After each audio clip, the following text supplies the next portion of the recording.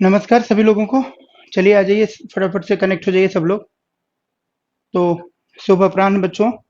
आज की जो हमारी पहली क्लास होगी ये होगी हिंदी साहित्य के ऊपर। हिंदी भाषा और साहित्य का जो एक तरीके से पाठ्यक्रम है पूरा का पूरा मेन सब्जेक्ट का है ना। अभी तक हम लोग हिंदी की कक्षाएं पढ़ते रहे हैं यूट्यूब पे या फिर आपके अपनी क्लासेस के अंदर। वो हम पढ़ते रहे हैं बेसिकली किसको आधार बनाकर, जो कॉमन पेपर की हिंदी है, जहाँ पे कि सामान्यतः व्याकरण संबंधी ही प्रश्न खाली पूछे जाते हैं। अब जो हम लोग क्लास पढ़ने वाले हैं इसके अंदर जो सिलेबस है मैंने डिस्कस किया था सिलेबस। गुड आफ्टरनून संगीता जी। और कौन कौन है भाई, फटाफट से कनेक्ट हो जाओ सारे बच्चे।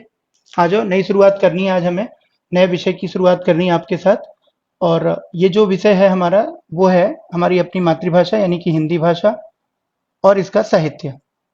हिंदी भाषा और साहित्य।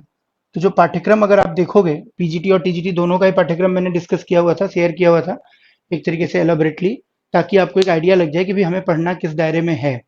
ठीक है। और सिलेबस इन्होंने दे भी रखा है। नवोदय विद्यालय की अगर हम बात करें तो डिटेल्ड सिलेबस दे भी रखा है इन्होंने।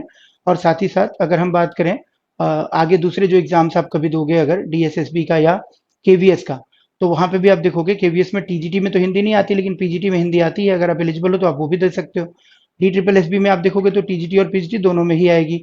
100 नंबर की टीजीटी में, 200 नंबर की पीजीटी में। तो अब देखिए इसमें जब हम पढ़ेंगे तो हम क्या करेंगे, हम अपनी क्लास को ना 3 हिस्से में बांट के पढ़ेंगे। एक हिस्सा होगा हमारा जो हम कंटेंट पे डिस्कशन किया करेंगे, अपने जो एक क्रम में आगे बढ़ेंगे धीरे धीरे। जो भी हमारी पाठ्य सामग्री है, जो भी विषय वस्तु हमारी होगी, उसका एक ऑर्डर हम बनाएंगे और उस ऑर्डर को डेली डिस्कस किया करेंगे। एक पोर्शन, मेजर पोर्शन ये होगा। देखते हैं। तो एक तरफ तो हम क्या करेंगे, कंटेंट पढ़ा करेंगे डेली। एक तरफ हम क्या करा करेंगे, देखो, प्रैक्टिस क्वेश्चंस यानी कि टेस्ट। प्रैक्टिस क्वेश्चंस यानी कि हम लोग डेली जो है कम से कम 10 to 15 क्वेश्चंस का, अच्छे क्वेश्चंस जो होते हैं एग्जाम ओरिएंटेड, उनका एक जो है क्लास टेस्ट किया करेंगे। आज नहीं, अगली क्लास से, नेक्स्ट क्लास से शुरू कर लेंगे। आज जो पढ़ेंगे उसके ऊपर अगली क्लास में टेस्ट हो जाएगा। ऐसे ही हर क्लास के शुरुआत में हम जो है 10 to 15 मिनट्स क्या करा करेंगे, टेस्ट करा करेंगे पिछली क्लास का कंटेंट जो पढ़ा होगा उसके ऊपर। तो ये हमारा डेली रहेगा। क्लियर हुआ? यानी कि अभ्यास जो होगा, अभ्यास कह लीजिए या कक्षा जांच, कक्ष जांच या कक्षा जांच जो परीक्षा होती है वो हम लोग डेली करा करेंगे। तीसरा जो सेगमेंट होगा देखिएगा, ये होगा मेमोराइजेशन का। ये होगा किसका? मेमोराइजेशन का, क्योंकि इसमें मेमोराइजेशन का रोल बहुत ज्यादा है। मेमोराइजेशन का मतलब हो गया स्मरण शक्ति अपनी बढ़ाने का। तो स्मरण करने का जो काम होगा इसमें हम क्या करेंगे कि जैसे मान लीजिए व्याकरण का तो खैर कंसेप्चुअल चीज हो जाएगा ज्यादा, उसमें हम पढ़ लिया करेंगे। यहाँ पे जो भी रचनाकार हैं, रचना हो गए, रचनाकार हो गए, ठीक, या मान लीजिए महत्वपूर्ण जो एक तरीके से काव्य पंक्तियां हैं, महत्वपूर्ण काव्य पंक्तियां हैं किसने लिखी, है ना, उसके ऊपर हम काम कर लिया करेंगे। महत्वपूर्ण काव्य पंक्तियां हो गई। ठीक इसी तरीके से गद्य रचनाएं हो गई, ठीक है, तथा उनके चरित्र हो गए। इस तरीके की जो महत्वपूर्ण चीजें, क्योंकि हैं तो अनलिमिटेड लेकिन हमें छांटना पड़ेगा एग्जाम पॉइंट ऑफ व्यू से जरूरी क्या है, और उसके हिसाब से हम लोग यहाँ पे काम किया करेंगे। तो ये हमारे क्लास का जो है वो हिस्सा रहेगा, रणनीति रहेगी अगली क्लास से। कंटेंट मैंने आपको बता ही दिया है कि क्या क्या कंटेंट है। तो इसमें कंटेंट में मोटा मोटी अगर फिर से देख लें एक बार तो देखिएगा कंटेंट में क्या हो जाएगा। एक तो साहित्य वाला पक्ष हो जाएगा पूरा का पूरा। साहित्य में जब जाओगे तो साहित्य में आपका क्या हो जाएगा, साहित्य में आपका जो है काव्य हो जाएगा और साथ में क्या हो जाएगा आपका गद्य हो जाएगा। ये दो खंड हैं।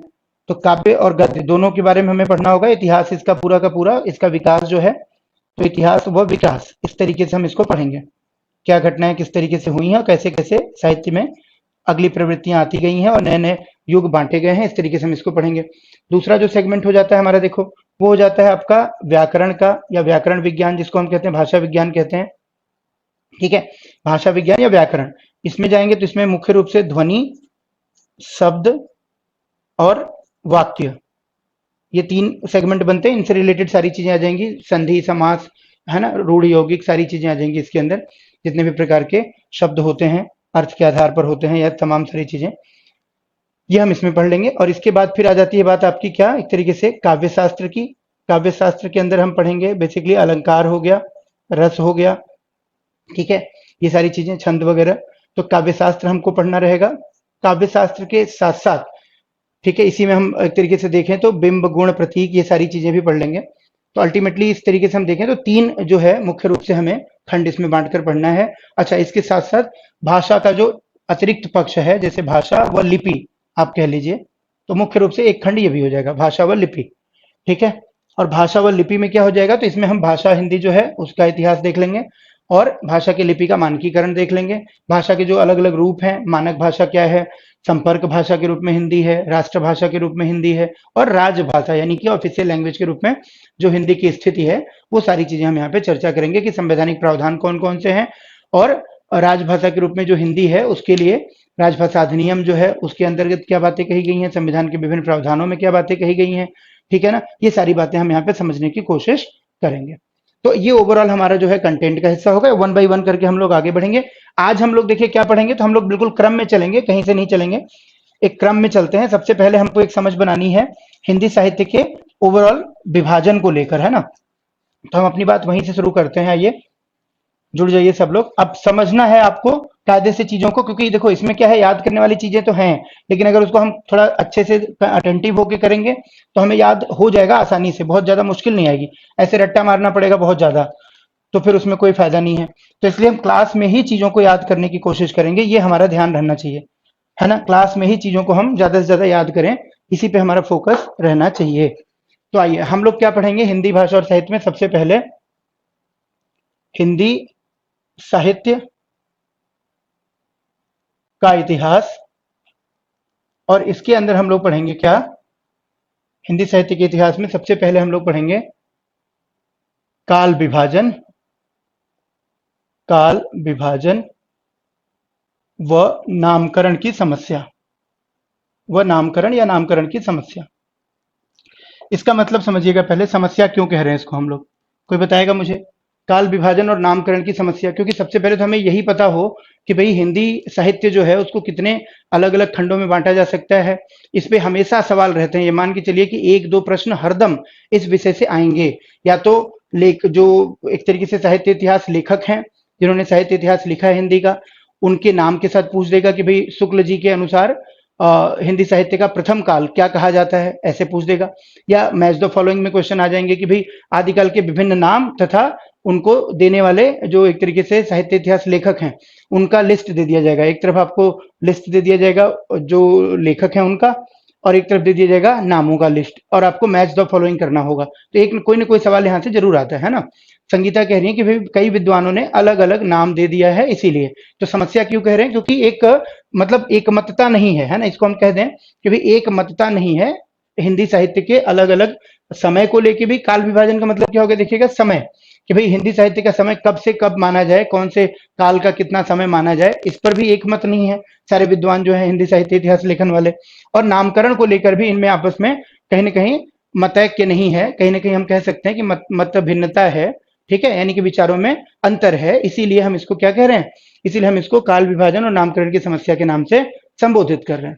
क्लियर हुई बात यहाँ तक। सुमन, सुषमा और बाकी लोग जो पढ़ रहे हैं, संगीता वगैरह, सब लोग को थोड़ा पार्टिसिपेटिव रहना है ना, बताते चलना है भाई हाँ ना जो भी है। तो इससे क्या होगा कि इससे आपकी अटेंटिवनेस भी बनी रहेगी और समझ भी आता जाएगा कि हाँ चीजों को हम समझते चल रहे हैं।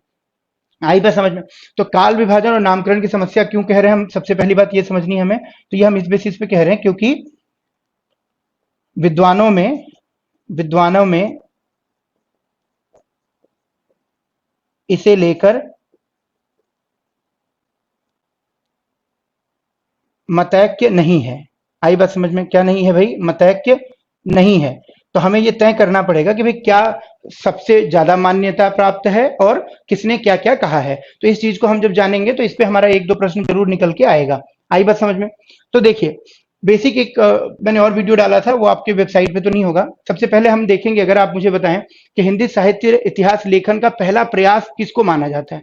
सबसे पहली बार प्रयास अगर हम देखें किसने किया तो किसको माना जाएगा हिंदी साहित्य इतिहास लेखन का। अगर हिंदी साहित्य इतिहास लेखन का पहला प्रयास देखा जाए तो किसको माना जाएगा। जैसे कई बार पूछा जाएगा कि हिंदी साहित्य का पहला इतिहास किसने लिखा, ठीक है, तो एक नाम आप सुनते होंगे गारसा द तासी का। किसका नाम सुनते होंगे, गारसा द तासी। ये कौन से एक तरीके से भाषा के लेखक हैं, तो आपसे पूछ सकता है, तो आप ध्यान रखिएगा फ्रांसीसी भाषा के। किस भाषा के लेखक हैं ये, फ्रांसीसी। गारसा द तासी जो हैं वो फ्रांसीसी भाषा के लेखक हैं संगीता जी रामचंद्र शुक्ल ने तो बाद में दिया अपना। हम एकदम अगर ऐतिहासिक दृष्टिकोण से शुरुआत से बात करें तो माना जाएगा कि जो गारसा दत्तासी हैं, गारसा दत्तासी ने जो है हिंदी साहित्य का पहला इतिहास लिखा। ठीक है, और इनका जो ग्रंथ था वो किस भाषा में था? वो था फ्रांसीसी भाषा में। लेकिन इसमें इन्होंने कोई काल विभाजन की समस्या पर चर्चा नहीं की, इन्होंने कोई काल विभाजन नहीं दिया।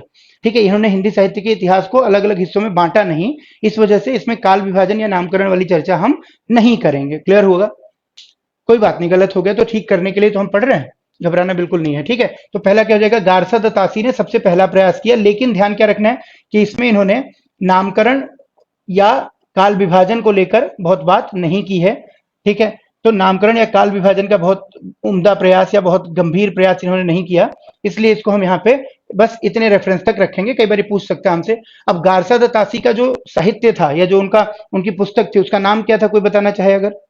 ये भी पूछ सकता है। कई है तो पुराना क्वेश्चन, अब तो अब उतना नया क्वेश्चन नहीं रह गया है, लेकिन बाई चांस अगर हमसे पूछे तो हम क्या कहेंगे? कोई बताना चाहे? देखो लिख लीजिएगा आप इसको, इस्तेवार, इस्तेवार द ला लिटरेत्यूर एंदुई। क्या नाम है इनका? इस्तेवार द ला लिटरेत्यूर एंदुई। लिटरेत्यूर का मतलब लिटरेचर है ना, लिटरेत्यूर एंदुई कहेंगे। क्या कहेंगे? फिर से देख लीजिए। तो इनका जो ग्रंथ है फ्रांसीसी में लिखा हुआ, उसका नाम क्या है? उसका नाम हो जाता है इस्तेवार द ला लिटरेत्यूर एंदुई। और ये कब लिखा इन्होंने? अगर आपसे पूछा जाए, मान लीजिए आपसे पूछ दे ये कि कब इन्होंने इस चीज को प्रकाशित किया, तो क्या ध्यान रखेंगे?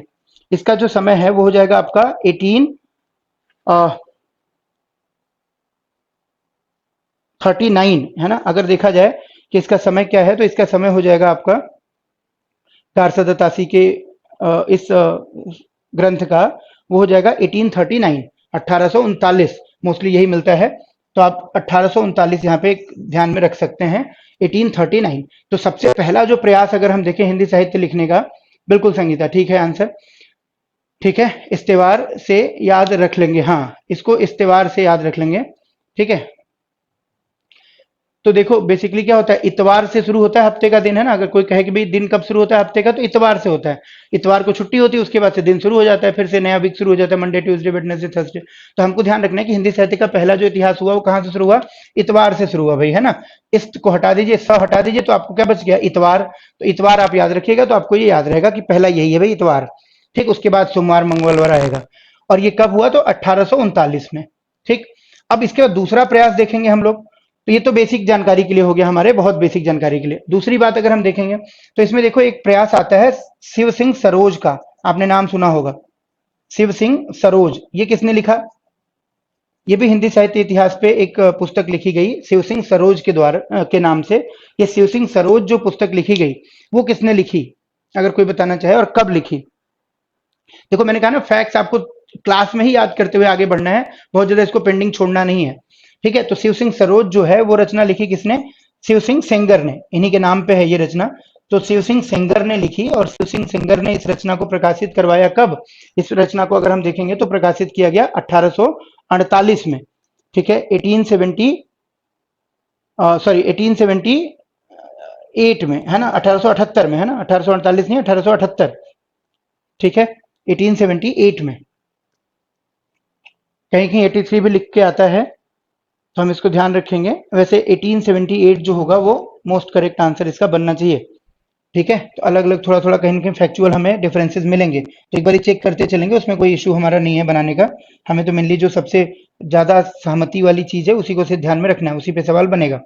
ठीक है, तो 1878 हम मान लेंगे इसकी प्रकाशन तारीख थी। शिव सिंह सेंगर ने लिखी रचना, और रचना का नाम क्या है? शिव सिंह सरोज। ये हो गई हमारी साहित्य इतिहास की रचना, और लिखी किसने? ये हो गए लेखक उसके साहित्य इतिहास के। ठीक है, शिव सिंह सेंगर साहब। तो अब ध्यान क्या रखना है कि दूसरी रचना जो है साहित्य इतिहास पे वो है शिव सिंह सरोज, शिव सिंह सेंगर ने लिखी, 1878 में पब्लिश हुई, और इसके अंदर भी काल विभाजन का कोई बहुत विशेष प्रयास नहीं किया गया। ठीक है, और इसके बाद एक तीसरी रचना अगर हम देखें तो मौलवी करीमुद्दीन की आती है, मौलवी करीमुद्दीन की रचना आती है, उसको भी पढ़ लेते हैं। उसके बाद हम सीधे सीधे आ जाएंगे जहां से कि काल विभाजन शुरू होगा, मिश्र बंधु विनोद से, है ना। तो उस पर हम बात करेंगे और आगे बढ़ते जाएंगे, और हमारा काल विभाजन और नामकरण दोनों एक साथ समझ में आएगा।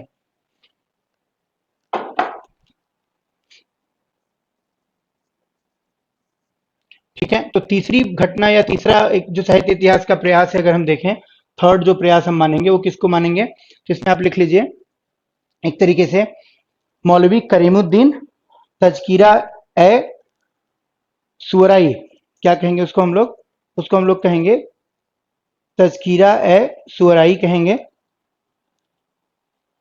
ठीक है, जॉर्ज ग्रियर्सन पे भी आएंगे संगीता। तो आप लिखो मौलवी करीमुद्दीन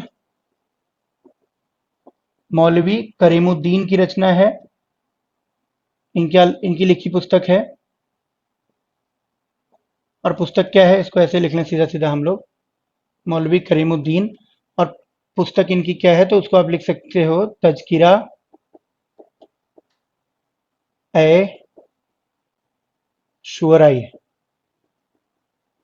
ठीक है, इसी तरीके से ये लिखा जाएगा, तो तजकिरा ए शुअराई आप लिख सकते हो इसमें,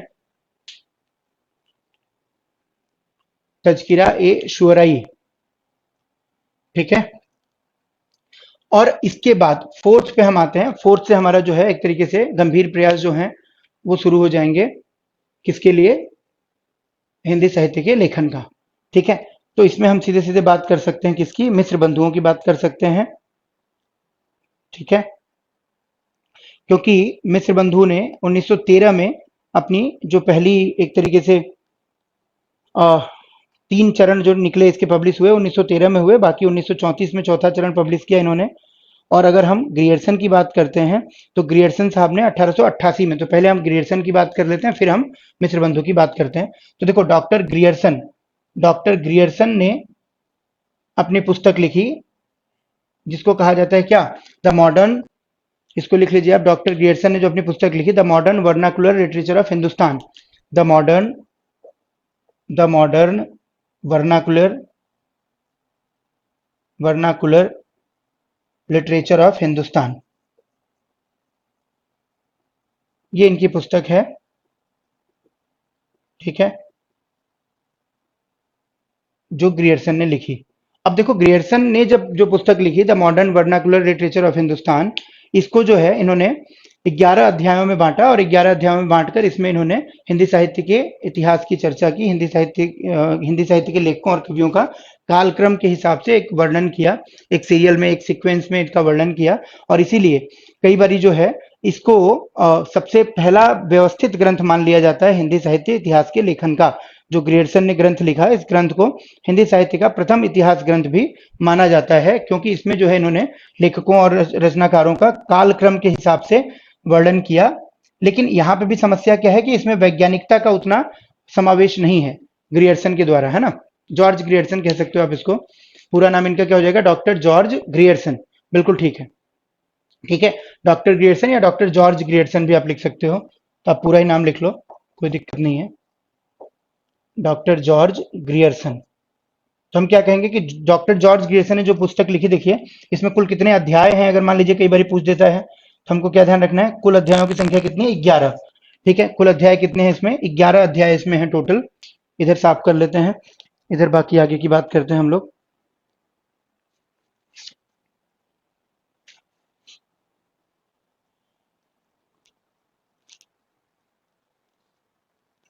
ठीक है, और 1888 एक डेट भी याद रखिएगा, इनकी जो रचना है वो कितने, कब आई, 11 अध्याय हो गए इसमें, और रचना का समय क्या है, 1888।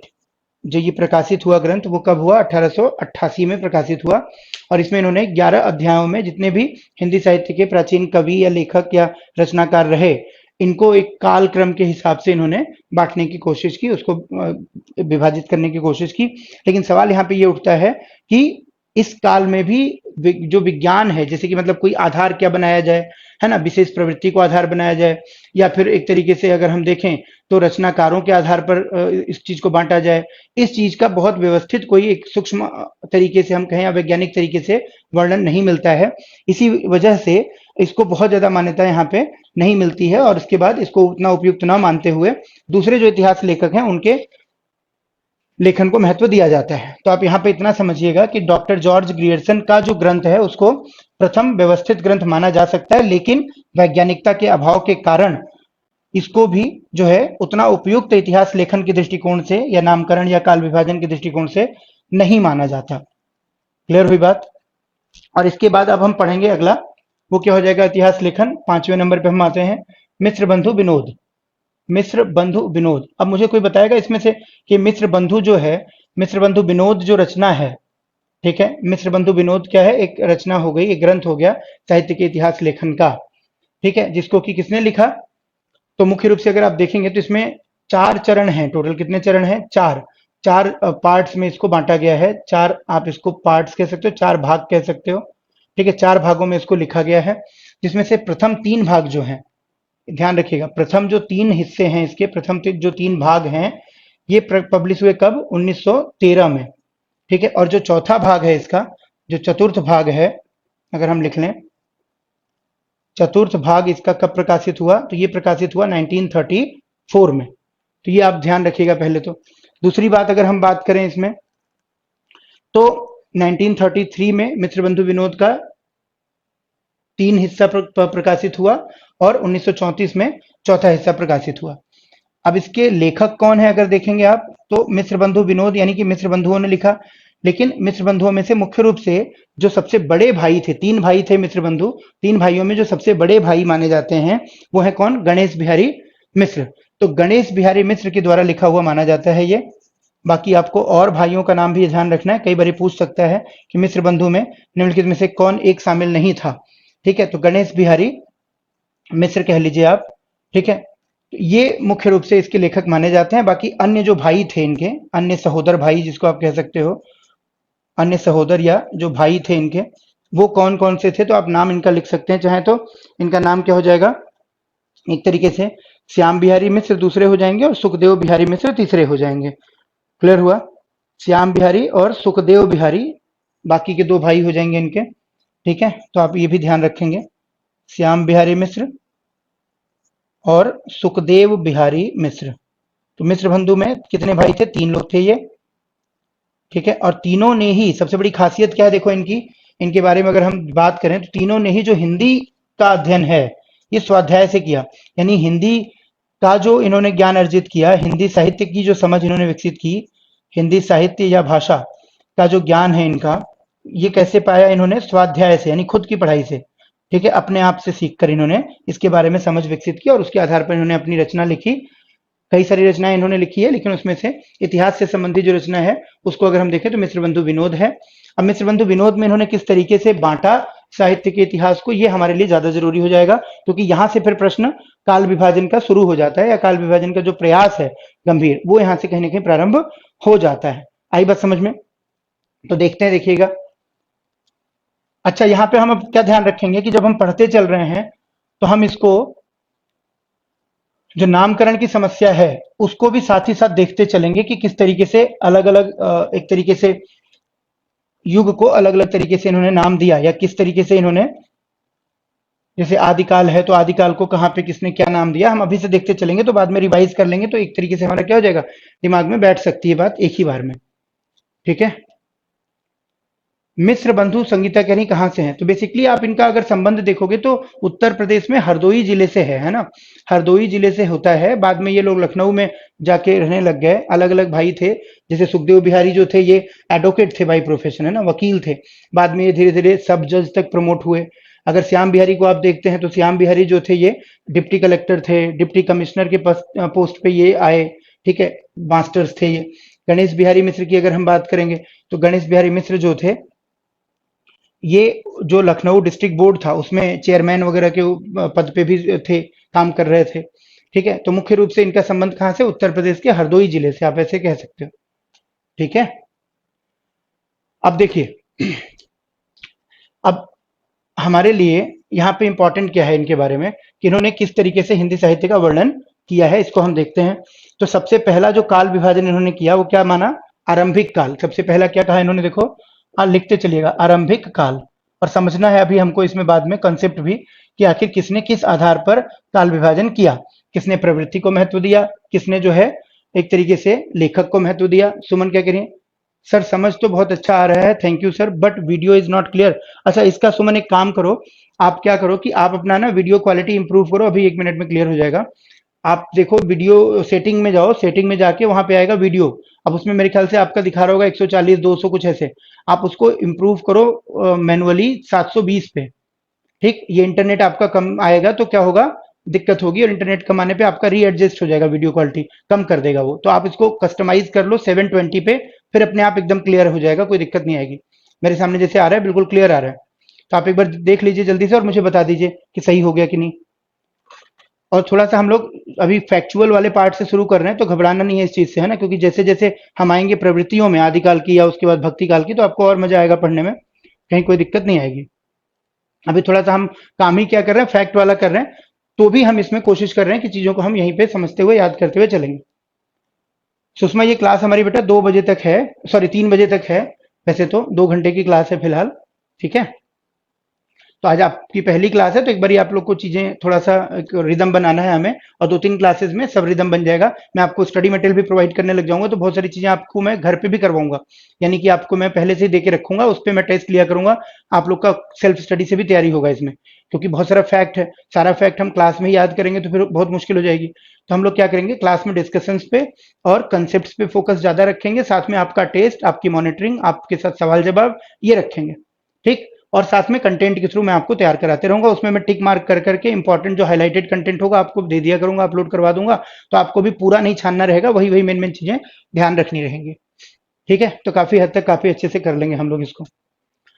तो देखो सबसे पहला काल इन्होंने क्या कहा, आरंभिक काल। अब आप खुद देख सकते हो कि आरंभिक काल कहना इनका जो है वो एक तरीके से किसके आधार पर है, क्या किसी रचना की प्रवृत्ति के आधार पर है, या ये कहीं ना कहीं समय के आधार पर है कि भाई उन्होंने जो है सबसे जो पुराना समय हिंदी साहित्य का उसके आधार पर, या जो शुरुआती दौर है हिंदी साहित्य का जहां से हिंदी साहित्य को शुरू माना जाता है उसको आधार बनाया। तो हम कहेंगे कि भाई कालक्रम के हिसाब से, समयावधि के हिसाब से इन्होंने पहले काल का नामकरण किया।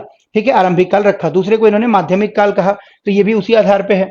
जैसे आगे हम पढ़ेंगे कि भाई रामचंद्र शुक्ल ने उसको भक्ति काल कह दिया, ठीक है, पहले वाले को वीर गाथा काल कह दिया। तो उन्होंने प्रवृत्ति को आधार बनाया, लेकिन ये प्रवृत्ति को आधार नहीं बना रहे हैं। ये नहीं देख रहे हैं कि किस युग में कैसी रचनाएं लिखी जा रही हैं, बल्कि ये देख रहे हैं कि समय क्या है किसका, है ना। तो जो बिल्कुल शुरुआती समय है उसको आरंभिक काल कह दिया, जो बीच का समय है उसको मध्यवर्ती काल कह दिया या माध्यमिक काल कह दिया गया। ठीक है, लेकिन अब यहीं पे देखो इनके क्या हो जाएगी, अगर यही क्रम चल रहा था तो यही क्रम चलना चाहिए था, लेकिन नहीं, यहाँ पे इन्होंने तीसरे काल को क्या कह दिया, अलंकृत काल कह दिया। अब देखो कि ये क्या अपना एक आधार लेकर चल रहे हैं, बदल दिया इन्होंने, खुद समझ आएगा आपको। देखो यही कॉन्सेप्ट्स हैं, यहां दोनों पे इन्होंने क्या किया, समय के आधार पर वर्णन किया, कालक्रम का नामकरण रखा। यहाँ पे जो नामकरण इन्होंने रख दिया किसके ऊपर रख दिया, कहीं ना कहीं प्रवृत्ति के आधार पर रख दिया, अलंकृत काल कह दिया। ठीक है, जहां पे अलंकारों का एक तरीके से बहुत ज्यादा प्रयोग किया गया हो, कविता में सौंदर्य का बहुत ज्यादा प्रयोग किया गया हो, भाषा की सौंदर्य का, ठीक है, बदल दिया। तो एक वैज्ञानिकता यहाँ पे कहीं ना कहीं क्या हो गई, कम या ज्यादा, कम हो जाएगी। ठीक है, क्योंकि एक कोई आधार नहीं रखा इन्होंने कालक्रम का या नामकरण का, अगर हम देखेंगे तो तीसरे को इन्होंने अलंकृत काल कहा, चौथे को परिवर्तन काल कहा। अब फोर्थ देखो ये एकदम अलग हो गया। अब परिवर्तन काल मतलब जहां पे परिवर्तन हुआ, तो भाई परिवर्तन तो यहाँ पे भी हुआ, परिवर्तन तो यहाँ पे भी हुआ होगा, परिवर्तन तो यहाँ पे भी हुआ होगा साहित्य में, लेकिन आप यहाँ पे खाली परिवर्तन काल कह देते हैं। तो ये क्या होता जा रहा है, वैज्ञानिक या अवैज्ञानिक, जो इनका नामकरण का तरीका है उसको क्या हम वैज्ञानिक मानेंगे या अतार्किक, या कह सकते हैं कि अवैज्ञानिक मानेंगे। बहुत ज्यादा इसको पचा पाने में, सीख पाने में कोई हमें बहुत ज्यादा सहायता हो रही है क्या, नहीं हो रही है ना। तो बदल दिया फिर से इन्होंने, देखो तो इस आधार पे हम कहेंगे कि बहुत ज्यादा इसको मान्यता नहीं मिल पाई। इसी वजह से हम आज जो कहते हैं, हम क्या कहते हैं, रीतिकाल कह देते हैं, आधुनिक काल कह देते हैं, भक्ति काल कह देते हैं, लेकिन इनके वाले नामकरण को बहुत ज्यादा स्वीकार नहीं किया गया। ये आपको यहीं से समझ आने लग जाएगा, क्लियर हुआ। अब परिवर्तन काल के बाद इन्होंने पांचवा क्या रखा, देखो वर्तमान काल। पांचवा कौन सा समय रखा इन्होंने, वर्तमान काल रखा। ये जो आधुनिक काल है उसके लिए इन्होंने इस्तेमाल किया। ठीक है, परिवर्तन काल बेसिकली एक तरीके से रखा इन्होंने रीति काल से आधुनिक काल में जो एक तरीके से बदलाव हुए, वो ट्रांजिशनल जो फेज था उसको। ठीक है, अब एक चीज समझिए, इसको इन्होंने पुनः दो दो हिस्सों में बांटा और उसके हिसाब से इसका काल विभाजन भी किया। अभी तो हम नामकरण देख रहे हैं। अब पहला जैसे मान लीजिए आरंभिक काल है, उसको इन्होंने पूर्वारंभिक और उत्तरारंभिक के नाम से बांट दिया। इसको किससे बांट दिया इन्होंने, देखो पूर्व आरंभिक को एक साथ मिला दिया तो पूर्वारंभिक हो गया। पूर्व आरंभिक हम अलग अलग लिख लेते हैं ताकि आपको समझ आए, पहले फिर संधि कर लेंगे। पूर्व आरंभिक, और दूसरा क्या लिख दिया इन्होंने, देखो उत्तर आरंभिक, उत्तर आरंभिक। ठीक, इसी तरीके से जो माध्यमिक काल था इसको भी इन्होंने बांट दिया दो हिस्से में। फिर इसका हम समय भी अभी लिखेंगे और उसको भी याद करेंगे। तो दूसरा माध्यमिक काल जो था इसको भी पूर्व और प्रौढ़ के नाम से इन्होंने बांट दिया। पूर्व माध्यमिक कर दिया इसको, और इसको क्या कर दिया, प्रौढ़ माध्यमिक कह दिया। तीसरा जैसे अलंकृत काल है, देखिएगा अलंकृत काल को भी इन्होंने क्या किया, अलंकृत काल को भी इन्होंने पूर्व और उत्तर में बांट दिया, उत्तर अलंकृत और पूर्व अलंकृत। पूर्वालंकृत हो जाएगा, उत्तरालंकृत हो जाएगा अगर हम इसको संधि कर देंगे तब। तो पूर्व अलंकृत और उत्तर अलंकृत, हम पूरा नहीं लिख रहे हैं। परिवर्तन काल जो है, देखो परिवर्तन काल को इन्होंने यहाँ पे कोई नामकरण नहीं दिया, लेकिन इसको इन्होंने दो हिस्से में बांट दिया, क और ख करके, यानी कि 1890 से 1925। चलो अब समय लिख लेते हैं एक बारी तो समझ आ जाएगा। ठीक है, तो परिवर्तन काल को भी इन्होंने दो हिस्सों में यहाँ पे बांट दिया। एक बारी देखते हैं। अब आरंभिक काल में जो पूर्व आरंभिक का समय है, देखो इन्होंने क्या रखा, तो 700 से लेके 1343 विक्रमी तक। तो यहां ध्यान रखिएगा, 700 से लेके कहां तक रखा है इन्होंने, 1343 विक्रमी। अब ये ईसा नहीं लिख रहे हैं हम लोग, विक्रमी लिख रहे हैं। अब वी लिखने का मतलब आप लोग को पता होगा, बता दीजिए जल्दी से। विक्रमी क्या है, ईसा से कितना आगे कितना पीछे क्या स्थिति होती है विक्रमी संवत की, कोई भी बताना चाहे फटाफट से बताइए, ताकि ये भी क्लियर होता चले हमें कि मालूम है या नहीं मालूम है। ठीक, विक्रमी का क्या संदर्भ है यहाँ पे,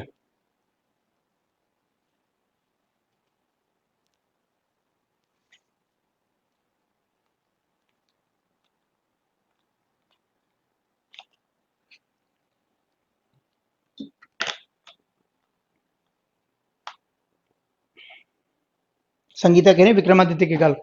चलो उस पे भी एक मत नहीं है, उस पे भी दो तीन मत है। कोई कहता है कि भाई जो विक्रमादित्य थे उनके समय से शुरू हुआ, कोई जो है किसी और नाम को वहां पे इंपॉर्टेंट मानता है, धर्मपाल भूमि वर्मा विक्रमादित्य को मानता है। तो धर्मपाल भूमि वर्मा विक्रमादित्य के द्वारा शुरू किया गया, कुछ लोग ऐसा मानते हैं, कुछ लोग सम्राट विक्रमादित्य को मानते हैं, जो कि चंद्रगुप्त मौर्य ने खुद अपने आप को जो है, चंद्रगुप्त ने खुद अपने आप को जो है विक्रमादित्य की उपाधि दी थी। तो वो अलग एक इशू हो जाएगा। यहाँ पे हमारा मतलब ये था कि विक्रम संपत्ति का मतलब क्या हो गया, 57 साल आगे चलता है। ये 57 वर्ष क्या है, ईसा से यानी ईसवी से 57 वर्ष आगे है। ठीक है, ईसवी से 57 वर्ष क्या है, ये आगे है, ऐसे लिख लीजिए आप। ईसवी से क्या है, 57 वर्ष आगे चलता है, मतलब इसकी शुरुआत जो हुई होगी वो ईसवी शुरू होने के 57 वर्ष पहले हुई होगी। आई बात समझ में। तो इसी वजह से इसको जब गिना जाएगा तो एक तरीके से मानिए कि भाई अगर हम मान लीजिए 2020 में हैं, तो विक्रम संवत के हिसाब से अगर हम देखेंगे तो क्या करेंगे, इसमें 57 ऐड कर देंगे, तो हम बोलेंगे कि हम 2077 में हैं। ये विक्रमी हो जाएगा। अगर ये ईसवी है तो ये क्या हो जाएगा, विक्रमी। ये बात समझ आ गई है ना। तो आप यहाँ पे ध्यान रखेंगे कि ये जो काल विभाजन किया गया वो किसमें किया गया, विक्रम संवत के आधार पर किया गया, जो कि हिंदू कैलेंडर का समय मापने का एक तरीके से या वर्ष को देखने का एक नजरिया है हिंदू कैलेंडर के हिसाब से। जैसे आप देखते हो कि हिंदू का जो 9 वर्ष होता है, जनरली मानते हैं ना कि हिंदू कैलेंडर के हिसाब से जो 9 वर्ष होता है वो हम देखते हैं कब होता है, एक तरीके से वो माना जाता है नवरात्रि जो होती है चैत वाली, है ना, तब से शुरू माना जाता है। यानी कि अल्टीमेटली मार्च के महीने में अगर हम देखें लगभग ये शुरू होता है। तो उसी कैलेंडर के हिसाब से ये विक्रम संवत की रचना या गणना की जाती है। ये आप ध्यान रखिएगा, 57 साल आगे चलता है, ये भी ध्यान रखिएगा। चलिए, तो पूर्व आरंभिक हो गया आपका 700 से 1343 विक्रमी। उत्तर आरंभिक जो हो जाएगा 1344 से लेके 1444, एक मतलब 100 पूरा का पूरा वर्ष जो है वो इसमें आ जाएगा। ठीक है, 1 अप्रैल बेटा फाइनेंशियल ईयर है, वो अंग्रेजी कैलेंडर के हिसाब से फाइनेंशियल ईयर है, और अंग्रेजी कैलेंडर के हिसाब से 1 जनवरी क्या है आपका नया वर्ष शुरू होता है। ये 1 अप्रैल कोई फिक्स नहीं है, वो तो अलग अलग तिथियां होती हैं, वो कैलेंडर के हिसाब से या पत्रा के हिसाब से देखी जाती हैं, थोड़ा बहुत आगे पीछे रहता है वो हर साल। ठीक, देखिए पूर्व आरंभिक हो गया। उत्तर आरंभिक आप लिख लीजिएगा 1344 विक्रमी से लेके 1444 विक्रमी तक, इस तरीके से। ठीक, आरंभिक काल हो जाएगा। अब आगे हम देखते हैं जो माध्यमिक काल है, इसमें पूर्व माध्यमिक काल हो जाएगा 1445 से 1560, जो इन्होंने माना हुआ है। तो यहां पे लिख लीजिएगा आप 1444 से 1560 विक्रमी।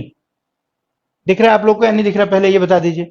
अभी क्लियर हो गया क्वालिटी आपका सुमन, वीडियो की क्वालिटी आपकी इंप्रूव हुई या नहीं हुई, थोड़ा बता दीजिए एक बार मुझे। 720 सेट करने पे ठीक है। तो 1444 से 1560 विक्रमी लिख लीजिएगा, और उत्तर जो प्रौढ़ माध्यमिक काल है उसको 1561 से लिख लेंगे 1680। प्रौढ़ को क्या लिख लेंगे, 1561 से लेकर 1680 विक्रमी, इसको ऐसे लिख लेंगे। अलंकृत काल का समय इन्होंने क्या दिया, तो पूर्व में लिख लीजिए। अलंकृत काल के पूर्व अलंकृत काल जो है उसको 1681 से 1790, 1681 से कितना माना, 1790 माना इन्होंने, विक्रमी ही चल रहा है ऑब्वियसली। और उत्तर अलंकृत जो है हो गया, ठीक, बहुत बढ़िया। उत्तर अलंकृत में लिख लीजिएगा आप लोग 1791 से 1889। देखो यहाँ पे लिख लेंगे हम लोग 1791 से 1889, ठीक है, विक्रमी। इसके बाद परिवर्तन काल जो है उसको इन्होंने दो हिस्सों में बांटा, 1890 से 1925 और 1926 से अब तक जो वर्तमान काल है या परिवर्तन काल है, ठीक है। तो वर्तमान काल यानी कि यही हो गया जो दूसरा वाला है। अब इसको इन्होंने बांटा कब से कब तक, तो 1890 से लेकर इन्होंने बांटा इसको 1926 तक, ठीक, 1925 तक। 1925 के बाद फिर 1925 लिख लीजिए विक्रमी, और यहाँ पे लिख लीजिएगा 1926 से लेके अब तक इन्होंने किसमें बांट दिया, परिवर्तन काल को दो हिस्सों में, ठीक है। और वर्तमान काल एक तरीके से जो अभी का समय है उसी को वर्तमान काल के रूप में इन्होंने रखा है यहाँ पे, ठीक है। अब एक चीज देखिएगा थोड़ा इसमें, एक बार फिर से इनको समझिएगा, इस पे एक दो प्रश्न मिश्र बंधु विनोद पे रहते रहते हैं। तो हमने क्या बात की, हमने बात की कि भाई मिश्र बंधु विनोद जो है वो एक ग्रंथ है हिंदी भाषा साहित्य के इतिहास के ऊपर, जो कि प्रकाशित हुआ है 4 भागों में। प्रथम 3 भाग जो है वो 1913 में प्रकाशित हुए हैं, चतुर्थ भाग इसका 1934 में प्रकाशित हुआ है। इसके जो लेखक हैं या रचनाकार हैं वो कौन है, गणेश बिहारी मिश्र मुख्य रूप से माने जाते हैं। लेकिन मिश्र बंधु जब हम कहते हैं तो मिश्र बंधु का मतलब क्या हो जाता है, 3 भाइयों का नाम है एक साथ। और 3 भाई कौन कौन से थे, तो गणेश बिहारी मिश्र थे, श्याम बिहारी मिश्र थे, सुखदेव बिहारी मिश्र थे, ठीक है। अब इसके बाद इन्होंने जो रचना की, जो इन्होंने काल विभाजन या जो इन्होंने नामकरण किया वो इस हिसाब से देखेंगे हम लोग। आरंभिक काल में इन्होंने शुरुआत कब से मानी हिंदी साहित्य की, 700 से मानी, यानी 700 विक्रमी से मानी। 700 विक्रमी से 1343 विक्रमी तक पूर्व आरंभिक काल कहा इसको, उसको एक साथ जोड़ेंगे तो पूर्व आरंभिक हो जाएगा। अब एक चीज देखो कि इसकी सबसे पहली कमी क्या हो गई, यही हो गई, क्योंकि मूलतः मान्यता क्या है, सामान्यतः मानता है कि हिंदी साहित्य का जो प्रारंभ है, आदिकाल का जो प्रारंभ है वो माना जाता है 1000 विक्रमी के आसपास से। कब से माना जाता है इसको, 1000 के आसपास से माना जाता है। आई बात समझ में। और 1000 के आसपास से माना जाने का मतलब 1000 ईस्वी मान लीजिए अगर माना जाता है, तो 1000 ईस्वी का मतलब हो गया विक्रमी के हिसाब से कितना, 1057 एक तरीके से, या 1050 लगभग लगभग, ठीक है, अगर हम एक अप्रोक्सीमेटली देखें। तो अब इतना सारा एग्जाम में पूछेंगे, भाई कुछ भी पूछ सकते हैं, पूछने वाले की को कौन रोका हुआ है, बट हम जब पढ़ रहे हैं तो चीजों को ठीक से पढ़ लेंगे तो ज्यादा बेहतर हो जाएगा।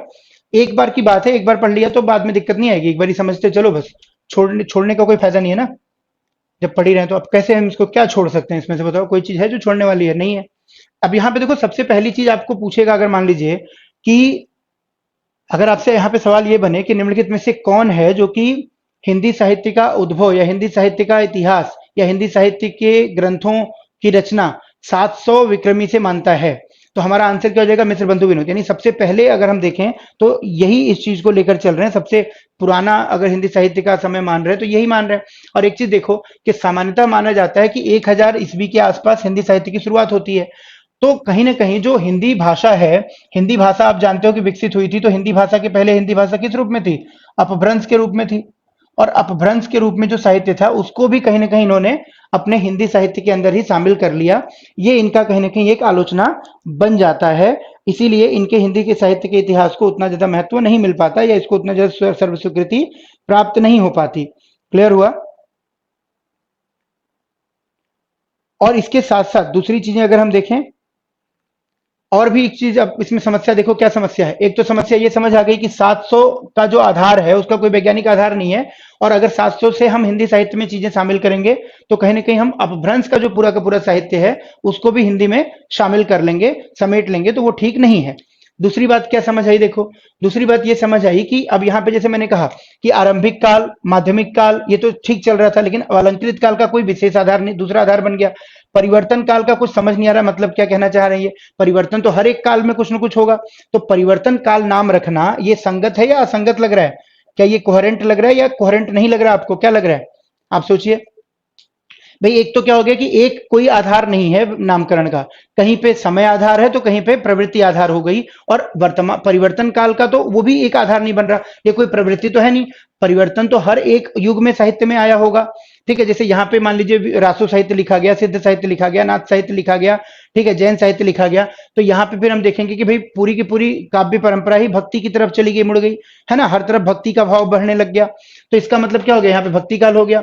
अलंकृत काल कह दिया आपने, चलो ठीक है, प्रवृत्ति पे आधारित नामकरण कर दिया, लेकिन जब परिवर्तन काल कहा गया तो परिवर्तन का कोई अर्थ नहीं समझ आ रहा है यहाँ पे कि परिवर्तन किस आधार पे।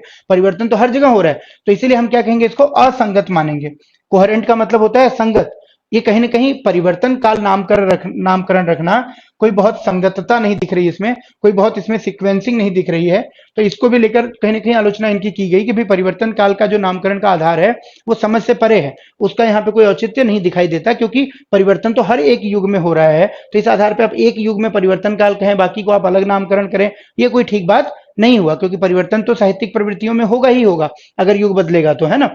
और एक तरीके से ये सारी चीजें लेकर, और दूसरी बात क्या है कि अगर हम देखें पूरा, तो काल विभाजन का आधार क्या है प्रॉपर तरीके से इन्होंने इसमें व्याख्यायित नहीं किया। तो इसी वजह से बहुत ज्यादा स्वीकार्यता इनके नामकरण को या इनके समय को नहीं मिलती है। हालांकि आरंभिक काल जो है इनका, वो बिल्कुल वैसा ही है जैसे कि आदिकाल, जैसे कि एक तरीके से जिसको स्वीकार किया गया बाद में, यानी हजारी प्रसाद द्विवेदी जी ने जो नामकरण किया आदिकाल के रूप में, प्रारंभिक काल का, सबसे पहले के काल का, तो आदिकाल और आरंभिक काल लगभग लगभग एक जैसे संदेश देने वाले हैं। तो ये हम मान सकते हैं कि भाई जो इनका आदिकाल का नामकरण बाद में स्वीकार किया गया, उसी से मिलता जुलता नाम है आरंभिक काल। तो नामकरण के स्तर पे आरंभिक काल हमें थोड़ा सा फिर भी दिखाई देता है जो स्वीकृत किया गया है। अदरवाइज बाकी सारे नामकरण यहाँ पे स्वीकृत नहीं है, और आरंभिक भी एज इट इज नहीं किया गया, किया तो हजारी प्रसाद द्विवेदी का आदिकाल किया गया, लेकिन हाँ अर्थ की दृष्टि से दोनों ही एक जैसे दिखाई पड़ते हैं। तो ये हो गया मिश्रबंधु विनोद के बारे में, जो इनका इतिहास लेखन है, उसका जो कालखंड इन्होंने बांटा हिंदी साहित्य का या नामकरण किया वो। अब आपको ध्यान रखना है नामकरण इनका और समय ध्यान रखना है बस। तो इससे क्या होगा कि आगे की जो आप पढ़ोगे चीजें तो उसमें आपको क्लियर होता जाएगा। अब आपसे पूछेगा कि भाई इनमें से किसने आरंभिक काल कहा है, मान लीजिए पूछ दे हिंदी साहित्य के पहले काल को आरंभिक काल कहने वाले कौन है, तो हम कहेंगे मिश्रबंधु विनोद है। कौन है जो 700 विक्रमी से मानते हैं साहित्य के इतिहास की शुरुआत को, तो हम कहेंगे मिश्रबंधु विनोद में जो मिश्रबंधु ने इतिहास लिखा है, रास बिहारी एक तरीके गणेश बिहारी ने लिखा है उसको, उसके अंदर उन्होंने 700 से माना है। इस तरीके से हम इसका जवाब मिल जाएगा हमें ऑप्शन में और हम दे पाएंगे। अब नेक्स्ट देखिए जो हम लोग पढ़ेंगे वो पढ़ेंगे जो मठाधीश हैं उनके द्वारा दिया गया एक तरीके से विभाजन, है ना। और मठाधीश कौन है भाई साहित्य इतिहास को लेकर, रामचंद्र शुक्ल हैं, ठीक है। अब रामचंद्र शुक्ल जो हैं वो विरोध करते हैं इनका, किसका, एक तरीके से जो जॉर्ज ग्रियर्सन का इतिहास है, या मान लीजिए जो एक तरीके से मिश्रबंधु का इतिहास है, उसको लेकर कहीं ना कहीं रामचंद्र शुक्ल साहब जो हैं वो विरोध करते हैं। और नेक्स्ट देखिए हम लोग पढ़ेंगे किसका, डॉक्टर एक तरीके से आचार्य रामचंद्र शुक्ल का इतिहास लेखन, आचार्य रामचंद्र शुक्ल, आचार्य रामचंद्र शुक्ल के द्वारा जो इतिहास लेखन किया गया हिंदी साहित्य का, उसके बारे में पढ़ेंगे। और आचार्य रामचंद्र शुक्ल का जो इतिहास लेखन है, उन्होंने एक पुस्तक लिखी हिंदी साहित्य के इतिहास के नाम से 1929 में। क्या लिखा है इन्होंने, हिंदी साहित्य का इतिहास। इनकी पुस्तक का नाम है हिंदी साहित्य का इतिहास। और कब प्रकाशित हुई ये पुस्तक, तो ये भी ध्यान रखिएगा 1929 में प्रकाशित हुई, ठीक है। इसमें इन्होंने वर्गीकरण किया, काल विभाजन किया और समय के हिसाब से चीजों को बांटा। लेकिन अब इसमें देखो ये जो मिश्रबंधु विनोद के द्वारा लिखा गया इतिहास लेखन था, या उसके पहले जो बातें की गई थी, उसको ये मिश्रबंधु विनोद को रामचंद्र शुक्ल क्या कहते हैं, देखो मिश्रबंधु विनोद जो है, मिश्रबंधु विनोद को रामचंद्र शुक्ल क्या कहते हैं, वृत्त संग्रह कहते हैं। क्या कहते हैं, वृत्त संग्रह। इसको कह देते हैं कि भाई ये वृत्त संग्रह है, इतिहास लेखन नहीं है, क्योंकि इसमें कोई वैज्ञानिक आधार है नहीं, किसी प्रवृत्ति को आधार बनाया नहीं गया, कहीं कुछ कहीं कुछ, कोई इसमें क्रमबद्धता नहीं है, इस आधार पे इसको ये वृत्त संग्रह नाम देते हैं। और इसमें एक इनका कोट आता है, देखो जो बार बार पूछा जाता है एग्जाम्स में, वो आप चाहें तो आप लिख लें, ठीक है। इन्होंने क्या कहा, व्यंग करते हुए इन चीजों पर, इनकी कमियों पर, इन्होंने कहा कि सारे रचना काल को केवल, आप लिख लीजिएगा इसको, सारे रचना काल को, इसको आप बॉक्स बनाकर लिख लीजिएगा, कुछ कुछ इंपॉर्टेंट कोट्स आएंगे तो हम लिखते चलेंगे। सारे रचना काल को केवल आदि मध्य पूर्व उत्तर इत्यादि को केवल आदि मध्य, ठीक है, आदि मध्य पूर्व उत्तर इत्यादि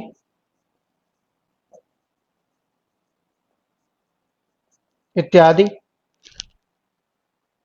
खंडों में आंख मूंदकर बांट देना, इत्यादि खंडों में आंख मूंदकर बांट देना,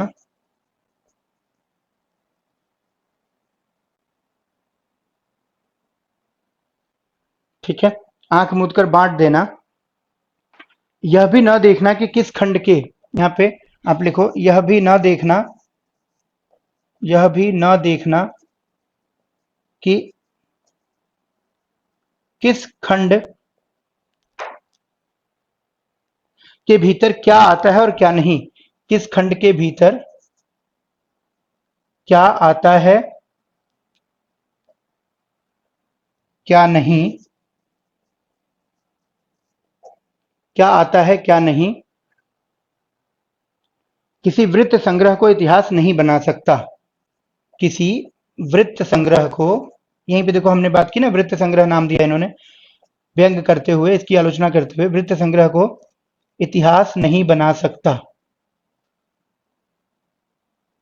तो एक तो आपसे ये पूछा जाता है कई बार कि ये किसका कहा हुआ है ना, नहीं बना सकता, कि भाई मिश्र बंधु विनोद के बारे में आलोचना करते हुए या उसको उसके ऊपर व्यंग करते हुए यह वाक्य किसने कहा, तो आंसर क्या हो जाएगा आपका फटाफट, उसमें ऑप्शन आ जाएगा आपको, मान लीजिए रामचंद्र शुक्ल, हजारी प्रसाद द्विवेदी, ठीक है, महावीर प्रसाद द्विवेदी, इस तरीके से आपको ऑप्शन दे दिया जाए, डॉक्टर नागेंद्र, तो क्या आंसर होगा आपका, रामचंद्र शुक्ल आंसर हो जाएगा। तो आप देखिए क्या लिखा हुआ है इन्होंने मिश्र बंधु विनोद के बारे में, एक तो रामचंद्र शुक्ल ने मिश्र बंधु विनोद को वृत्त संग्रह कहा, और इसी की आलोचना के क्रम में उन्होंने बोला कि सारे रचना काल को केवल आदि मध्य पूर्व उत्तर इत्यादि खंडों में आंख मूंद कर बांट देना, यह भी न देखना कि किस खंड के भीतर क्या आता है क्या नहीं, किसी वृत्त संग्रह को इतिहास नहीं बना सकता।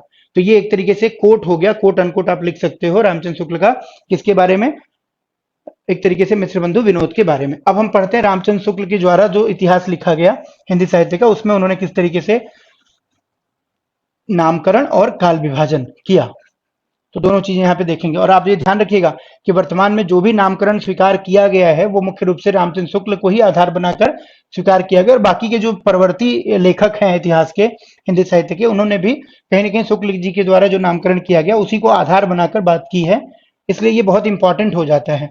और हजारी प्रसाद द्विवेदी और रामचंद्र शुक्ल, इन्हीं दोनों विद्वानों के मतों को मिलाकर एक तरीके से सर्व स्वीकृति बनी है, जो माना जाता है सर्व स्वीकृति के हिसाब से, एक जनरल कंसेप्ट के हिसाब से काल विभाजन स्वीकार किया गया है, जो रामचंद्र शुक्ल और हजारी प्रसाद द्विवेदी के मतों को शामिल करके, ठीक है।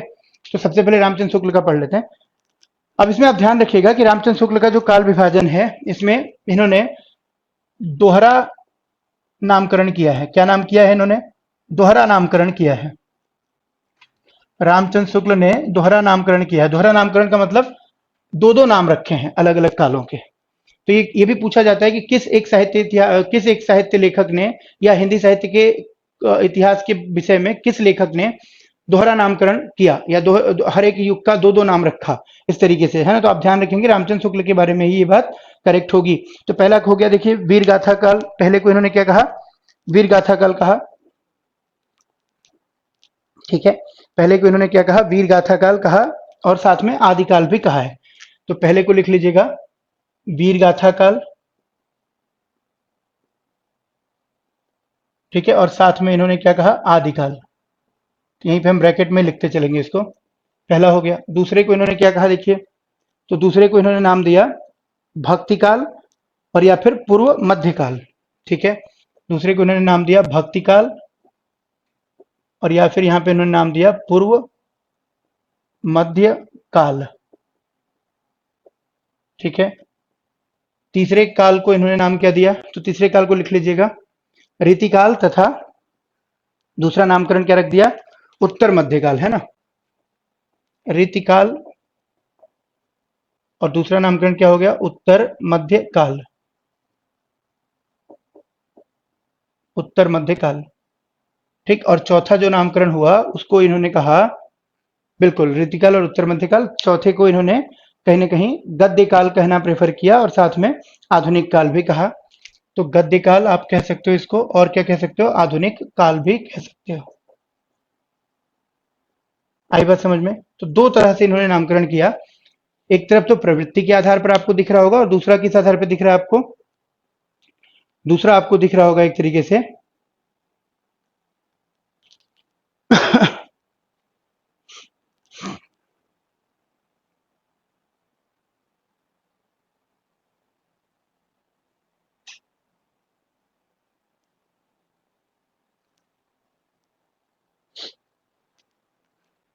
दूसरा आपको दिख रहा होगा समय के आधार पे, है ना। तो ये देखो इसमें कि अगर मान लीजिए आधार पूछा जाए आपसे कि शुक्ल जी के नामकरण का आधार क्या है, शुक्ल जी के द्वारा जो नामकरण किया गया हिंदी साहित्य के इतिहास का, उसका मुख्य रूप से आधार क्या है, तो क्या बताओगे आप? बताइए फटाफट से। अगर आपसे पूछ दिया जाए कि शुक्ल जी के द्वारा नामकरण जो किया गया है उसका मुख्य आधार क्या है, तो एक तरफ तो देखो क्या है, एक तरफ तो विशेष प्रवृत्ति आधार है कि भाई कौन से युग में कौन से प्रकार की रचनाएं लिखी गई, कौन सी प्रवृत्ति या कौन सी एक तरीके से ट्रेंड हावी रही। ठीक है, एक तो विशेष प्रवृत्ति हो गई आधार, और दूसरा क्या आधार हो गया एक तरीके से देखें अगर हम लोग, तो दूसरा आधार हो जाता है इनका ग्रंथों की प्रसिद्धि, है ना, कि कौन से ग्रंथ जो है वो प्रसिद्ध रहे, उसको ध्यान में रखा गया। और बाद में यहाँ पे अगर हम देखें आधुनिक आदि पूर्व मध्य उत्तर मध्य, तो ये कहीं ना कहीं समय के आधार पर भी है ना। तो हम एक तरफ तो विशेष प्रवृत्ति को ध्यान में रखेंगे, और साथ ही साथ अगर हम देखेंगे तो ग्रंथों की प्रसिद्धि को भी इन्होंने महत्व दिया, ग्रंथों की प्रसिद्धि को भी महत्व दिया कि भी जो प्रसिद्ध ग्रंथ थे उसी के आधार पर इन्होंने प्रवृत्तियों को पहचानने की कोशिश की। ऐसा नहीं कि भी दूसरे तरह के साहित्य लिखे नहीं गए, लिखे तो गए, लेकिन जो सबसे प्रसिद्ध ग्रंथ हुए, जो सबसे लोकप्रिय ग्रंथ हुए, जिनकी प्रसिद्धि ज्यादा थी, उन्हीं के आधार पर उन्होंने विशेष प्रवृत्तियों की पहचान की और उसके आधार पर उन्होंने नामकरण किया। जैसे यहाँ पे देखिए, जिसको लोग क्या कह रहे हैं, आदिकाल कह रहे हैं, उसको शुक्ल जी क्या कह रहे हैं, वीरगाथा काल कह रहे हैं। ठीक है, जिसको बाकी लोग क्या कह रहे हैं, आदिकाल कह रहे हैं, उसी को शुक्ल जी क्या कह रहे हैं, वीरगाथा काल कह रहे हैं आदिकाल को। क्लियर हुआ? और इसी तरीके से अगर हम देखेंगे कि जो पूर्व मध्यकाल है उसी को इन्होंने क्या कह दिया, भक्ति काल की प्रवृत्ति होने के कारण, ज्यादातर कवियों की रचनाओं में भक्ति भाव को महत्व दिए जाने के कारण इन्होंने उसको भक्ति काल कहा। रीतिकाल में कई तरह के काव्य हैं, आप जानते हो, लक्षण ग्रंथ परंपरा भी है, रीतिबद्ध काव्य भी है, रीतिमुक्त साहित्य भी है, और भक्ति साहित्य भी थोड़ा बहुत मात्रा में दिखाई देता है। बट इसमें जो सबसे प्रधान प्रवृत्ति है, जैसे मैंने कहा ग्रंथों की प्रसिद्धि, जैसे बिहारी लाल हुए सबसे प्रसिद्ध ग्रंथ, एक तरीके से कवि इसके, तो जो मुख्य रूप से कवि हुए इसके, उन कवियों की अगर परंपरा में देखेंगे तो ज्यादातर में रीति युक्तता रहती है कहीं ना कहीं, इसी वजह से रीतिबद्ध साहित्य को ही महत्वपूर्ण मानकर इन्होंने रीतिकाल नामकरण किया इसका। और जो आधुनिक काल है इसमें आप देखेंगे कि काव्य के अलावा गद्य साहित्य का विकास हुआ, और गद्य साहित्य धीरे धीरे धीरे धीरे जो है अपना स्पेस क्या करने लग गया, बढ़ाने लग गया। शुरू में आप जानते हैं कि आधुनिक काल के पहले हर तरह की बात के लिए, हर तरह के साहित्य के लिए हम पद्य का इस्तेमाल करते थे मोस्टली। ठीक है, काव्य का इस्तेमाल किया जाता था, लेकिन जैसे जैसे गद्य साहित्य का एक तरीके से प्रस्फुटन हुआ हिंदी साहित्य में, वैसे वैसे क्या देखा गया कि गद्य ने अपनी जो सीमाएं थी वो बढ़ानी शुरू कर दी, और जीवन के प्रत्येक क्षेत्र में कहीं ना कहीं गद्य शामिल होने लग गया, और जीवन के प्रत्येक क्षेत्र के जो हमारे अनुभव हैं, जो हमारे भाव हैं, उनको हम गद्य के माध्यम से व्याख्यायित या प्रस्तुत करने लग गए। तो जैसे जैसे गद्य का आविष्कार हुआ, गद्य का एक तरीके से महत्व, चाहे कहानी हो, चाहे कविता, एक तरीके से उपन्यास हो, चाहे नाटक हो, चाहे एकांकी हो, चाहे यात्रा वृत्तांत हो, चाहे रेखा चित्र हो, संस्मरण हो, निबंध हो, ठीक, इन सब चीजों का कहीं ना कहीं महत्व बढ़ता चला गया। तो इसलिए इन्होंने यहाँ पे भी किसको महत्व दिया, उसी गद्य साहित्य को महत्व दिया, विधा को महत्व दिया, गद्य वाली, है ना, क्योंकि गद्य जो है आधुनिक काल में सबसे महत्वपूर्ण विधा के रूप में उभरा। ठीक है, तो हम ये देख सकते हैं कि हम यहाँ पे ये देख सकते हैं कि कहीं ना कहीं अभी बात करेंगे बेटा, उस पे आएंगे, भक्ति काल पे भी आएंगे, तो एक एक को अभी तो हम खाली काल विभाजन कह रहे हैं, ठीक है ना, और हम एक एक करके सारी चीजें डिस्कस करेंगे। तो भक्ति काल की प्रवृत्तियां भी पढ़ेंगे, और भक्ति काल को हिंदी साहित्य का स्वर्ण काल किसने कहा, इस पे भी चर्चा करेंगे। ठीक है, यहाँ पे एक बार आप देखो, पहले अभी इसका काल विभाजन रह गया, तो काल विभाजन भी पढ़ लेते हैं, फिर उसके ऊपर चर्चा करते हैं। ठीक है, और इसके बाद अभी आपको हजारी प्रसाद द्विवेदी वगैरह के जो काल विभाजन है उसको भी पढ़ना है। ठीक है,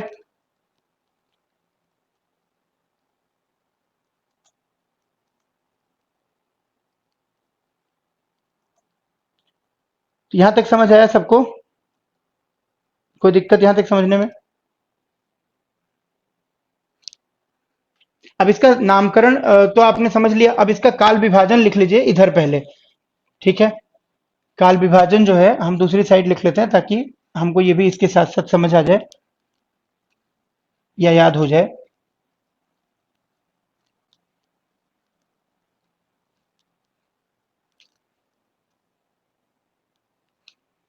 देखिए, वीर गाथा काल, वीर गाथा काल को आप एक बार ही समय देखिए इसका क्या हो जाएगा।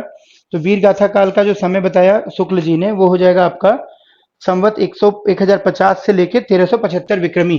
तो आप लिखिएगा संवत 1050, जो मैंने आपको बताया था कि लगभग लगभग 1000 ईस्वी या 1057 जो विक्रमी बन रही थी, उसी को शुक्ल जी ने क्या माना है, 1050 से लेकर 1375 विक्रमी तक माना है समय किसका, वीरगाथा काल का या आदिकाल जिसको कहा जाता है।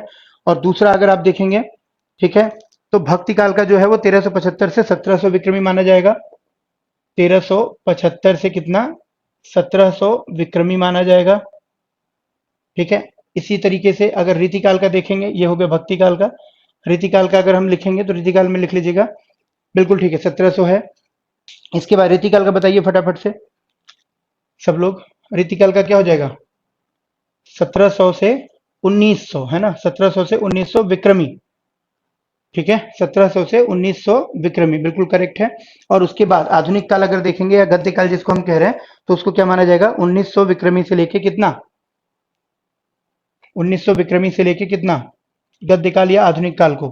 तो ये मानते हैं, देखो 1900 विक्रमी से लेकर 1984 विक्रमी तक, शुक्ल जी, 1984 विक्रमी तक, एकदम करेक्ट है संगीता आपका, ठीक है। तो चार विभाजन, ये तो याद रहेगा आराम से, इसमें कोई दिक्कत है नहीं, है ना। 1050 से 1375, 1375 से 1700, 1700 से 1900 और 1900 से 1984 विक्रमी, ये ध्यान रखना है, ये विक्रमी है ना। इसीलिए जब हम पढ़ेंगे आधुनिक काल, तो आधुनिक काल में जो पहला युग हम पढ़ेंगे भारतेंदु युग, तो भारतेंदु युग में हम देखेंगे कि 1850 ईस्वी से शुरू होता है वो, है ना, 1850 ईस्वी से, क्योंकि 1900 विक्रमी है ये, तो 57 वर्ष पीछे से लगभग शुरू होगा, ठीक है। तो वहां पे अगर मोटी मोटा हम देखेंगे तो ईस्वी में जब बांटा जाएगा आधुनिक युग के पहले काल को, जो कि भारतेंदु काल कहा जाता है या भारतेंदु युग कहा जाता है, तो उसको किस रूप में बांटा जाएगा, उसको बांटा जाएगा एक तरीके से 1850 से, है ना। अब एक चीज देखिए आप यहाँ पे कि जो शुक्ल जी का काल विभाजन है या शुक्ल जी का जो नामकरण एक तरीके से रखा गया है शुक्ल जी के द्वारा, उसको अगर आप देखते हैं तो उसमें क्या हो जाएगा, इसमें मुख्य रूप से मैंने बताया कि वैज्ञानिकता तो है ही है काफी हद तक, और साथ ही साथ वैज्ञानिकता होने के साथ साथ इसमें जो है एक तरीके से प्रवृत्ति को महत्व दिया गया है। इस पर कुछ लोगों को आलोचना जरूर है, खासकर वीर गाथा काल वाले में, है ना। भक्ति काल में तो नहीं है, क्योंकि भक्ति काल में लगभग लगभग सब लोग इस बात से सहमत हैं कि भाई सबसे महत्वपूर्ण प्रवृत्ति भक्ति काल में क्या है, भक्ति ही है, इसलिए उसका नामकरण भक्ति काल रखा जा सकता है, कोई समस्या नहीं है। इसी तरीके से रीति काल पे भी लगभग लगभग आम सहमति बन चुकी है। लेकिन वीर गाथा काल को लेकर सबसे ज्यादा जो है कहीं ना कहीं इनका विरोध किया गया अलग अलग आलोचकों के द्वारा, अलग अलग साहित्य इतिहास लेखकों के द्वारा, और ये माना गया कि भाई जो एक तरीके से आदिकाल है, उस आदिकाल में तमाम प्रकार के साहित्य लिखे गए, सिद्ध साहित्य भी लिखा गया, नाथ साहित्य भी लिखा गया, रासु साहित्य भी लिखा गया, लेकिन उन सभी साहित्यों में केवल और केवल वीरता की प्रवृत्ति को महत्वपूर्ण मान लेना और वीरता की प्रवृत्ति को महत्वपूर्ण मानकर पूरे के पूरे युग का, पूरे के पूरे काल का नामकरण वीर गाथा काल कर देना उचित प्रतीत नहीं होता। इस आधार पर इनका विरोध यहाँ पे किया जाता है, ये आप ध्यान रखिएगा। इसलिए अलग अलग रचनाकारों ने अलग अलग तरीके से इसका नामकरण किया, और जो सर्व स्वीकृत नाम है वीर गाथा काल का वो भी क्या है, आदिकाल है, जो कि हजारी प्रसाद द्विवेदी के द्वारा दिया गया वर्गीकरण माना जाएगा। क्लियर हुआ। तो आदिकाल इसको हम लोग कहेंगे, आदिकाल किसके द्वारा दिया गया है, तो हजारी प्रसाद द्विवेदी के द्वारा दिया गया है। अब रामचंद्र शुक्ल के बाद जो है, यहां तक आप एक बार देख लीजिए, कहीं कोई दिक्कत हो तो। रामचंद्र शुक्ल के बाद हम लोग पढ़ेंगे बेसिकली इसमें नामकरण किसका, डॉक्टर रामकुमार वर्मा का, क्योंकि ये भी पूछे जाते हैं कई बार। तो एक दो और इंपॉर्टेंट जो नामकरण या काल विभाजन किए गए हैं वो भी हम लोग पढ़ लेते हैं जल्दी से। तब तक आप इसको रिवाइज करिए एक बार जल्दी से अपने नोटबुक को।